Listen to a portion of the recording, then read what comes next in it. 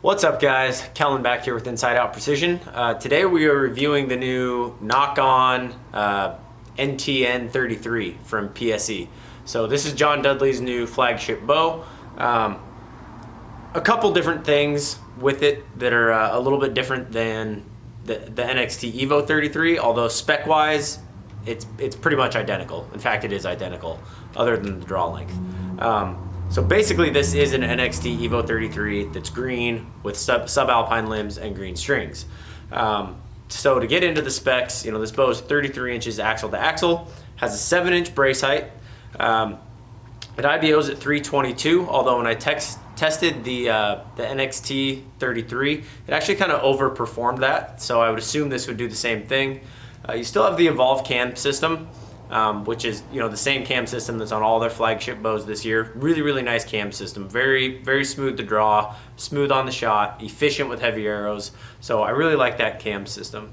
It's like 4.6 pounds, so pretty much right on par with a lot of the other aluminum bows out there. Some things that they did different on this versus the classic NXT 33. There's really a couple main things. One of them is that this one will only go from 31.5 inches down to 26, whereas the NXT 33 went from 32 down to 26.5. So you got a little, you can go a ½ inch shorter, but you can't go quite as long with this bow. Another thing they did was basically just in the riser here. So the riser shape is identical if you hold up the two bows, but there's a little different cutout just right here above the grip in the 33.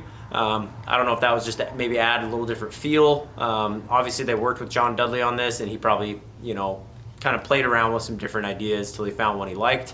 But if you hold up the silhouette of the risers is identical basically. So it's just the cutouts that are a little bit different. Another thing they did a little differently, I'm not sure why they did this, but the cable guard here is actually, it's static, meaning I can't move it in and out like I can on the Evo series, which, to be honest, kind of peeved me a little bit, because that's a really useful tool when you're tuning. If I'm ripping just a little bit tail right or tail left, without having to mess with the spacers or anything in the cams, I can just micro it with the cable guard. But with this one, it's actually static, meaning I can't loosen this and move it. There's a little cutout here that it's fitted into, and it just is where it is. They also added two different mount burger holes here. So there's a rear one and a front one. It's kind of covered up by the rest right here. Basically what that allows you to do is, there's a lot of different rests on the market with different size mounting brackets.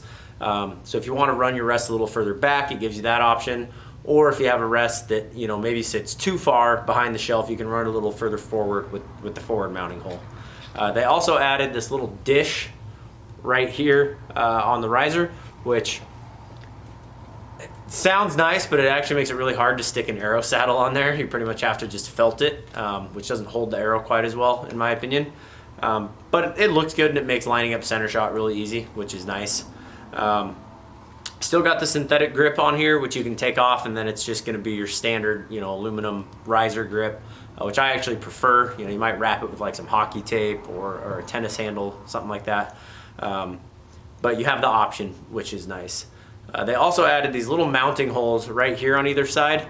And if you've seen John Dudley shoot this, he has these two little sticks hanging out right here. Those aren't stabilizers. It's basically a kickstand that you can thread into your riser, and then you can set down your bow while you go pull your arrows. So not gonna make any difference in the way you shoot or how the bow shoots, but it is a nice little feature, I guess, if you don't have somewhere to hang your bow when you're shooting. Obviously the color scheme is a lot different from other PSE bows. This is the only bow you can get this color scheme on, in terms of this like kind of dark green. I don't think they make this in any other color. I think you have to get it with the green strings on it. Personally, I would have kind of liked it if it was just black or something.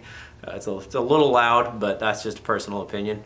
But when it comes down to the guts of the bow, shooting this a little bit, it feels exactly, the NXT and this they're the same bow. It feels exactly the same. Without the roller guard tuning, so we actually set one of these up for the first time today. We actually set two of them up. Two brothers came in and bought two of them. And the first one I set up, got everything centered up, got it timed, shot it through paper, and it was very knock level, which is good, but we were about 1.5 inches to the right. And that's a really big tear to correct by just moving your rest out to the left a little bit. So what that did is it kind of forces you to use the shims here. If I like being able to use shims to tune a right or left tear out of a bow, but this is basically just a series of washers that goes between the cam and the limb here on the axle, and it is a pain in the butt to get out and flip those and reinstall it. I've tried doing it in the press where you just take off the string and do it when the limbs are under compression. Nearly impossible.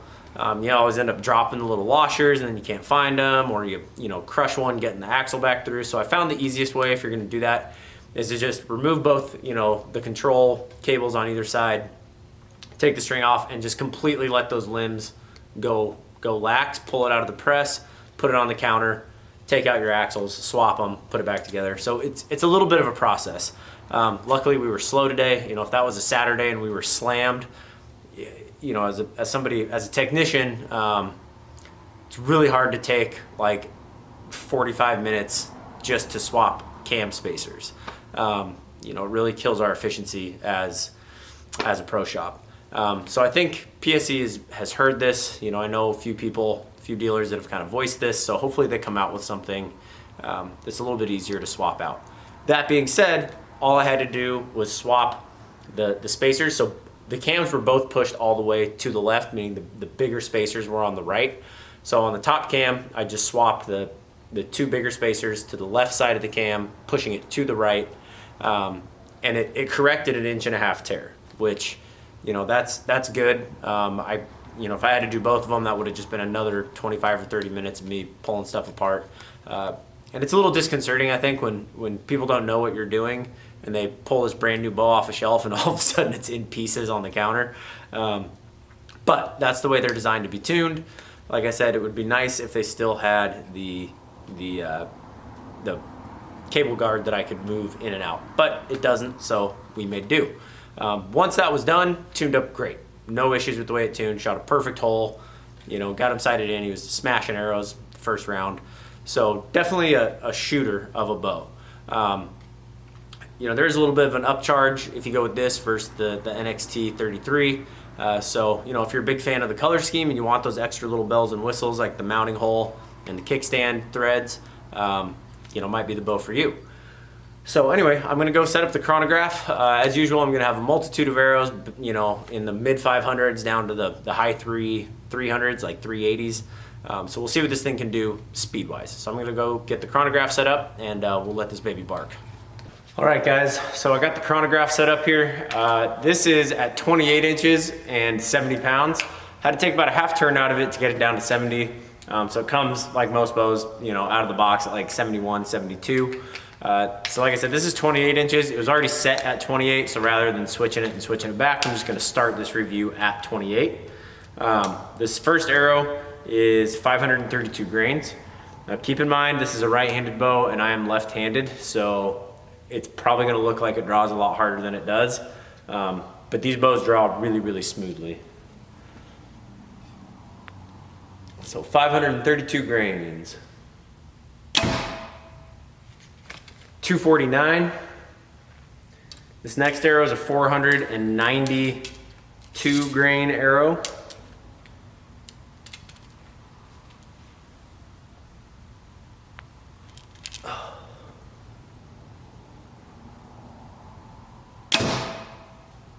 .258, so 10 foot a second jump.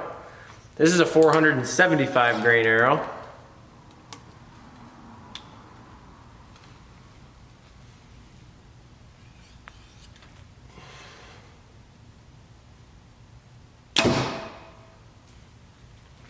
What does that say? Oh, it's glaring. 265. Looked like it said 365 at first. Thing was tripping out on me. So this is a 452 grain arrow.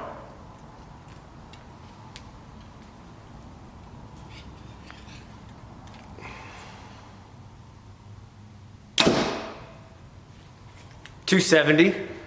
So pretty consistent jump there. This is a 417 grain arrow, so basically 420.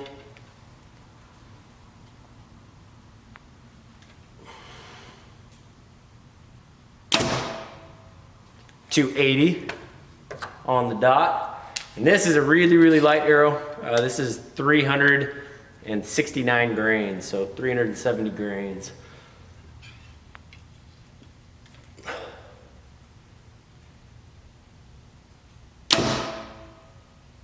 .392.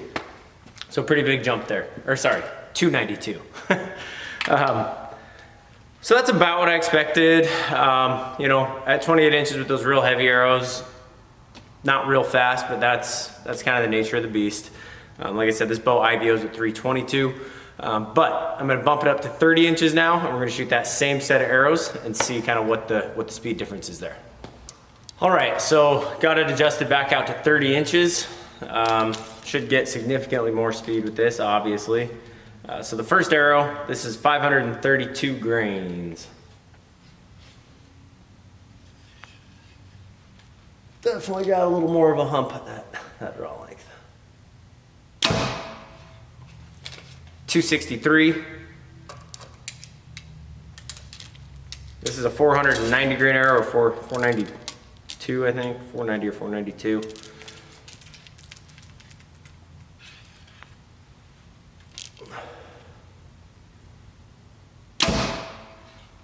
279. So that's pretty good speed. I mean, 490 grain arrow, you know, 280 feet a second.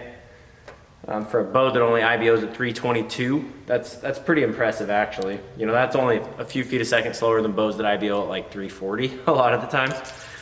So, so this is a 475 grain arrow.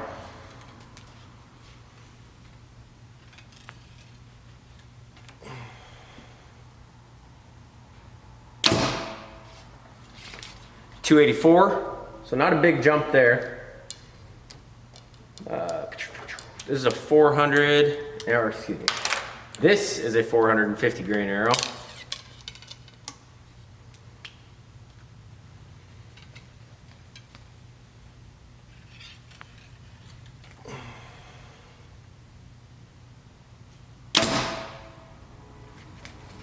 .289, it's almost 290. This is a 417 grain arrow.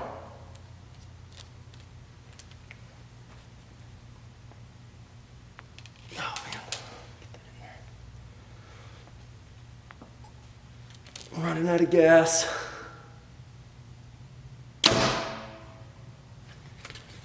Nice, 298.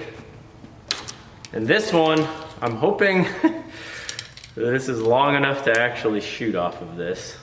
It might not be.